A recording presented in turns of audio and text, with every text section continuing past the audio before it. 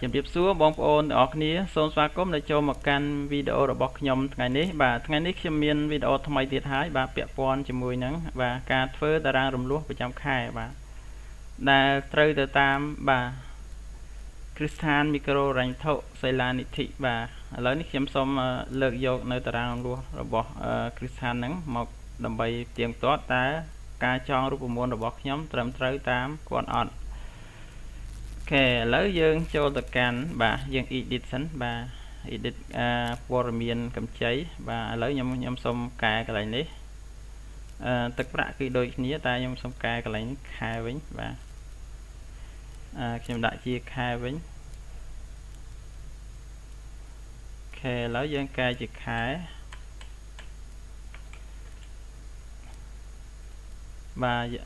យៈពេល12ខែអូខេអញ្ចឹងរយៈពេល12ខែកន្លែងនេះគឺយើងការប្រាក់ 2.5 ដូចគ្នាអូខេតែអត់ទាន់ត្រឹមត្រូវទេដោយសារអីដោយសារយើងចងជាលក្ខណៈថ្ងៃដោយសារថ្ងៃវីដេអូមុនហ្នឹងគឺខ្ញុំបង្ហាញជាលក្ខណៈការរំលោះប្រចាំថ្ងៃឥឡូវខ្ញុំសូមកែកន្លែងនេះយើងដាក់ថាខែអូខេដាក់ខែអញ្ចឹងខែទី1ទី2អញ្ចឹងទៅឥឡូវនេះយើងកែកន្លែងនេះមកយើងចូលទៅកែកន្លែងរូបមន្តវាយើងដាក់យើងបូកវិញឧទាហរណ៍ថាបើសិនជាកែដូចគាត់ទៅចំនួនថ្ងៃគឺ37ថ្ងៃអញ្ចឹងខ្ញុំដាក់37ថ្ងៃហើយខែគឺ0អត់ដាក់ទេកាលណាដាក់គឺវាកើនឡើងច្រើនអូខេអញ្ចឹងវាចេញថ្ងៃប៉ុន្មានអូខេឥឡូវខ្ញុំសុំកែថ្ងៃនេះខ្ញុំអត់ប្រើ today ទេរូបមន្ត today ទេខ្ញុំប្រើថ្ងៃដូចគាត់អញ្ចឹងខ្ញុំដាក់ថ្ងៃ11ខែ9 12អូខេឥឡូវវាចេញដូចគាត់ឬអត់ថ្ងៃពហុ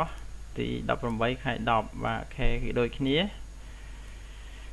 ខេឥឡូវយើងចូលទៅកាន់កន្លែងការប្រាក់ទៀតការប្រាក់គឺយើងត្រូវបូក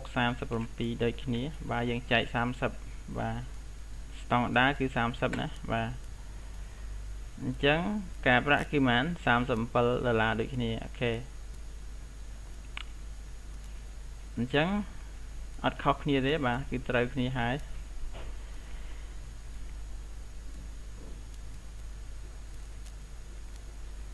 អូខេឥឡូវយើងចូលទៅកាន់កន្លែងទី2យើង edit ដូចគ្នាគឺយើងបូកយើងបូកប៉ុន្មានខែទី2គឺ27 27មកយើង enter អូខេអញ្ចឹងត្រូវថ្ងៃដូចគ្នាអត់ថ្ងៃ14ថ្ងៃពុធទី14វិច្ឆិកាដូចគ្នាអូខេអញ្ចឹងយើងកែកន្លែងការប្រាក់ទៀតការប្រាក់គឺយើងយើងបូកមកសំទោសកន្លែងការប្រាក់កន្លែងនេះយើងបូក27ដូចគ្នា27 enter ចែកមកយើងឃើញប៉ុន្មានអូខេអញ្ចឹងយើងឃើញ 24.75 អូខេហើយកន្លែងគាត់គឺ25ដោយសារគាត់បង្កត់ឡើងណា24.75 គឺន័យថា$25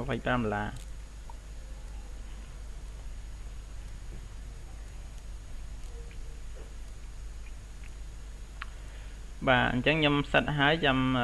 ញុំរៀបចំជាខ្ញុំធ្វើឲ្យដូចគាត់អញ្ចឹងយើងអូសមកអូខេអញ្ចឹងយើងអូសបានហើយអញ្ចឹងថ្ងៃដូចគាត់ទេយើងមើលទៅ14នេះ14ដែរ14ខែសំទោស11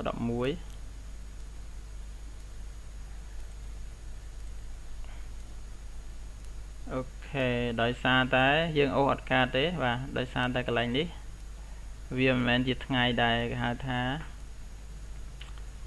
standard តែមួយវាមានថ្ងៃខ្លះថ្ងៃលើសថ្ងៃវាមានថ្ងៃខ្វះវាមានច្រើនថ្ងៃវាលំអៀងគ្នាអញ្ចឹងគេសារ៉េធ្វើម៉េចកុំឲ្យត្រូវថ្ងៃអាទិត្យមើលកន្លែងនេះគឺយើងមានថ្ងៃអាទិត្យអញ្ចឹងខាងគាត់អត់មានទេអញ្ចឹងយើងសារ៉េតាមគាត់មកកន្លែងនេះគឺយើងបូកឲ្យ30ថ្ងៃសំទោសយើង edit វាទៅវាដូចគ្នាហើយ 30 ថ្ងៃអញ្ចឹងវាចេញ14ដូចគ្នាកន្លែងនេះក៏30ថ្ងៃដូចគ្នាបាទគឺខ្ញុំចេះតែ edit ហ្នឹងទេបាទការចងរូបមន្តផ្សេងគឺអត់ជំនាញដែរបាទក៏ប៉ុន្តែអាចនឹងស្រាវជ្រាវបន្តទៀតបាទអញ្ចឹងយើង edit កន្លែងនេះទៀតបូកប្រហែលដែរបាទបូក31គឺយើង edit តែកន្លែង2ហ្នឹងទេ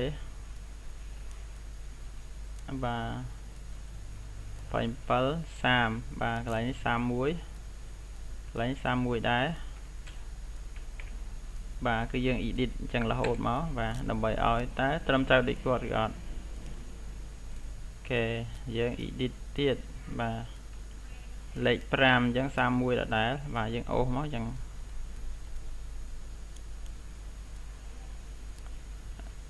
ខេថ្ងៃដូចគ្នាគឺអូសមកកន្លែងនេះយើងអូសដូចគ្នាមកបាទអញ្ចឹងអូខេអូខេសូមអូសទៅវិញបាទដើម្បីឲ្យវារត់ទាំងអស់គ្នាអូខេ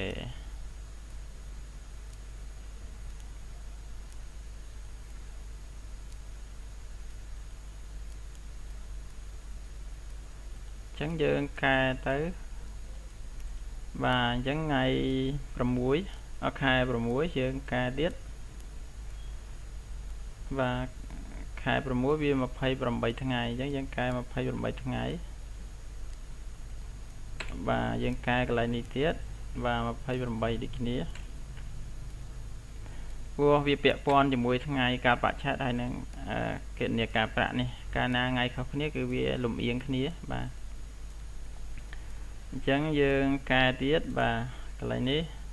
32បាទឃើញទេខែខ្លះវាមានរហូតដល់32ដោយសារគេគណនារបៀបរបស់គេផ្សេងបាទគ្រប់ធនាគារគឺគេគណនាបែបហ្នឹងបាទអញ្ចឹងបានជាពេលខ្លះគឺយើងធ្វើអត់ដូចគាត់ទេបាទដោយសារតែការគណនាប្រចាំខែរបស់គាត់ហ្នឹងវាអត់ត្រូវតាមថ្ងៃតាមប្រចាំខែដូចយើងគិតមួយខែ30ថ្ងៃ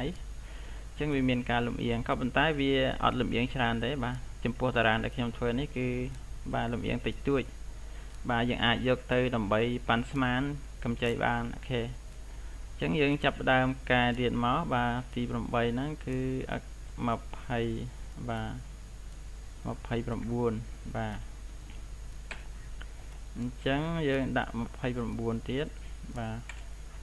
កែតែ2កន្លែងហ្នឹងទេបាទអូខេឥឡូវយើងអង្គុយកែទៀតមកបាទ29 31កន្លែងនេះ31បាទ31យើង enter បាទអញ្ចឹងយើងដាក់31ទៀតបាទ31 enter អញ្ចឹងកន្លែងនេះគឺកែបន្តទៀតគឺលេខរៀងទី10បាទ31ដូចគ្នាអញ្ចឹងយើងអូសមកបាទយើងមិនបាច់ទៅឲ្យវារត់រូបមន្ត31ដែរអូខេអញ្ចឹងយើងទី10យើងហើយអញ្ចឹងទី11បាទ30កុដអូខេឥឡូវយើងអូសទៀតមកបាទអូសបញ្ចប់តែម្ដងមកបាទ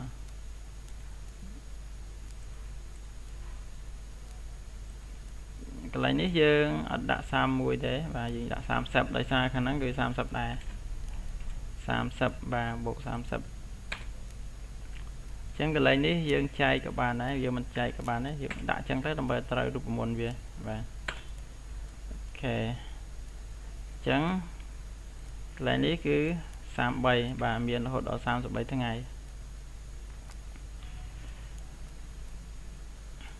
បាទ33ថ្ងៃ enter បាទកន្លែងនេះក៏យើងដាក់ដែរ33ថ្ងៃបាទអញ្ចឹងការប្រាក់ប៉ុន្មានបាទការប្រាក់គឺគាត់ធ្វើឃើញប៉ុន្មានបាទ201បាទយើងក៏201ដែរដោយសារគាត់បង្កត់ឡើងអញ្ចឹងខ្ញុំដាក់បង្កត់វិញបាទខ្ញុំដាក់ធ្វើមិនឲ្យដូចគាត់បាទខ្ញុំដាក់បែបនេះបាទអញ្ចឹងបាទយើងមើលទៅបាទ តាវាត្រឹមត្រូវដូចគាត់ឬអត់បាទ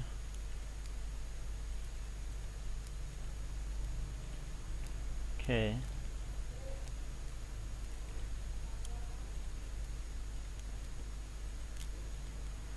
ខេយើងមើលទៅបាទនេះការប្រាក់របស់គាត់$201យើង201ដែរអញ្ចឹង1401អូខេអញ្ចឹងគឺបាទត្រឹមត្រូវដូចគ្នាបាទអត់ខុសគ្នាទេក្នុងតារាងនេះបាទគឺធនាគារគេធ្វើបែបហ្នឹងបាទ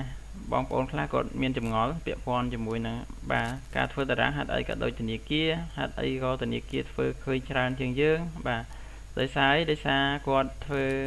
បាទ edit ទៅតាមថ្ងៃឈប់សម្រាករបស់គាត់ហើយពេលខ្លះវាលើសថ្ងៃអញ្ចឹងណាបាទអញ្ចឹងបានតែវាអាចកើនឡើងខ្លះ